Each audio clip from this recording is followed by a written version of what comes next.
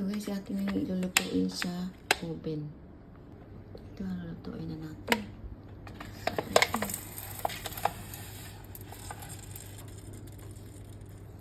Guys, bubble na siya. Oh.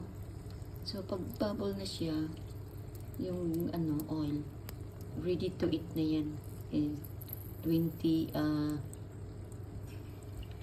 minutes. Okay, so ready.